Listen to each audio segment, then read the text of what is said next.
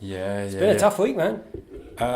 In running or general? Oh, well, let's. Yeah, look, I haven't got 3 hours to tell you about it, but let's start with running, okay? Yeah, like in running, I think it's been it's been hot. Like I can't handle it. Hottest week of the year. Yeah, so it's going to be a tough one today as well, I think. So try and get out early. I think for us runners, get out early, get your run in, right? Because it doesn't cool down much later on. No, no.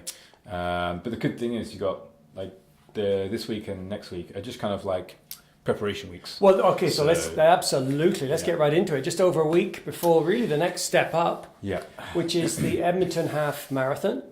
Yes. Okay, and really the first attempt at the half marathon in this challenge. Yes. And the PB on that one is a 1:30, which is a pretty darn aggressive PB, but we'll give it a go. Yes. So give us from the coach perspective, the step up from the 5 and the 10 to the half. Okay, I mean basically from what I could tell, the 5 and the 10, I was just like hit the start line, goes off, the gun goes off, hammer. Now, this is a big step up for a lot of runners. A lot of them will be doing their first half, even like at Edmonton, it'll be their first half. Yeah. What's different? You have to have a more regulated approach to it. Okay. If you're fortunate, you can feel good through the whole half marathon. Probably most people though, they will have some fluctuations in their energy level during the half marathon, and so you don't want to redline it from the start. There has to be some element of control on the pace. Okay. If you can, you do it by feel. So you try and get a feel for, like if this is 10 out of 10 max that I can do, and you want to be back from that. So you want to where? 7 or 8. So okay. Kind of in the 7, 8 area. Okay. And you want to give yourself the chance to finish strong. So, whereas when you've got a 5K, for example, you can push hard and then just like hang on to the finish line. Yeah, that's what I find. In the half marathon, we just extended those distances and times, so it's just trying to hang on is going to be tough, very tough. Yeah, so that's what I figured. You're really looking at about 7 or 8 out the gate, quite quick, and then just keeping that consistency. Give yourself a chance to finish more like a 9 at the end or a 10 at the end. Okay, so, a little bit different approach then. A little bit different, approach. Okay, yeah. good. No, it's going to be interesting. I ran the half last year with a friend, Kate McKenzie. A little different run last year, but it'll be good. It's a good course, so I'm looking forward to it. Yeah. So now, like the next week, as we were saying, pretty chilled, pretty relaxed. Okay. Just a few easy runs, maybe one run that's a bit quicker, a bit faster, but not very long.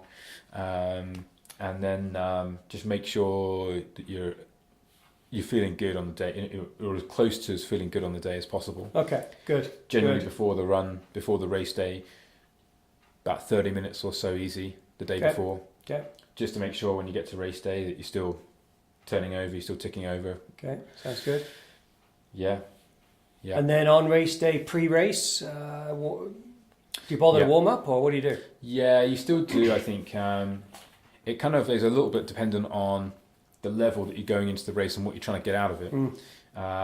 But for someone in your position, half marathon, even really for the marathon as well, a little bit of preparation before the race in that last hour. Okay. We've been through a preparation sequence for a 5K and 10K. Yeah, stick to you the same? Pretty much do the same. Because the idea isn't that you're trying to sort of like specifically do anything for the half marathon or marathon different from the 5 or 10. All you're really trying to do is just get the body woken up, get the brain talking to the muscles. I mean, that's the most important thing. Get the core temperature up just a fraction. That's the main thing. So we don't really want to do anything that's going to fatigue you for the race. So we actually follow pretty much the same kind of warm up as you've done for the 10K. So yeah. Well, I'm feeling pretty good. We'll have to see how it goes. It's training's gone relatively well. No injuries. You're always trying to hit certain levels, and sometimes you do, sometimes you don't. So I think just go in there, open mind, stay loose. Stay hydrated, right? Oh yeah. Hey? Yeah, 100%. Yeah. So drink the day before, drink before. Yeah, thinking about it the night water, before. Right? Water or anything water or anything similar to water. Yeah. Thinking about it the night before, and then in that sort of 1 to 2 hours before the race, thinking about it a little bit as well. Okay. During the race, probably most likely one stop to grab something halfway around. Okay. Sounds good. Yeah. I think what we can, in terms of the bigger picture. Yes. I think what we can say is that over the last month or so, you have like run what you can run. I mean, in terms of the workouts, right? You can be confident that you couldn't have really pushed a lot more. Okay, well, that's good. I mean, I felt I tried to push as hard as I could. Yeah. I mean, the good news is in my 2-hour long runs, I've gone over 21, so the distance isn't an issue. Sure. Right. Sure. So I get the distance in most Sundays. Yeah. This will be just how long I can. What can I do? In that time frame, kind of thing. Yeah. And I think that's the biggest thing, because you've got such a big challenge for the year. Yeah. That knowing that you are doing what you can do every week, and I think at some points we have like had a workout or two where it's clearly been at the sort of threshold, or the limit of what you can. Yeah, seems to be. Do. Yeah, that's right. A couple of them have just the wheels have fallen off, and it's been the Cochrane Death March to get to the the final 5 I saw days. that was a tough run. And that's just. Run. I mean, I couldn't believe it. I thought, what's going on here? Because I'd had a good hour. Hour 20. It was. And then everything just, and I just could not get going, which is a bit weird. I haven't really had that recently, that's for sure. But it's a bit of a balancing act, this training, isn't it? Yep, it is.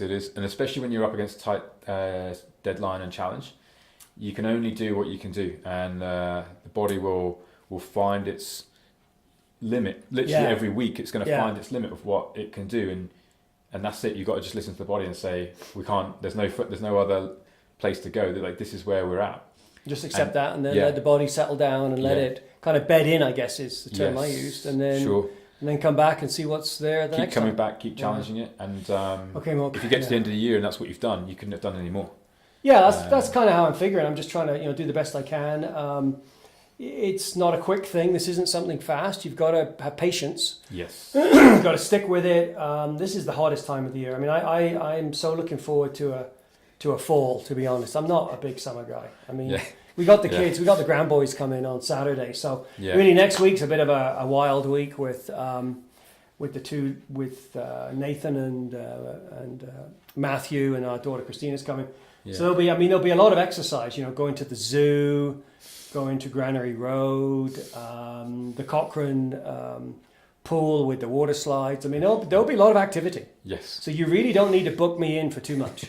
I will be a busy man, and I'll be taking on adventure walks and all along the creeks and stuff. So I would almost say, I'd almost leave it, Malc, to be honest. Yeah. I'd almost say as a coach, I think you need three workouts. Well, I'll be getting at least 3. So I'm looking forward to that. They're coming on the Saturday, and then here to the following Saturday, and then we drop them off at the airport and we head straight up to Edmonton. So hopefully we'll see you there. Yeah, hopefully, absolutely. And let's just see what we can do on this. Cool. The third spoke of the 4-spoked wheel. Right. Yeah. Which isn't a very particularly good spoke wheel. But anyway, we'll see how that goes. And we won't be here next week. Not here next week, but we'll have all the stories the following week. Yeah, from what happened in Edmonton. Yes. Okay? Cool. See you there.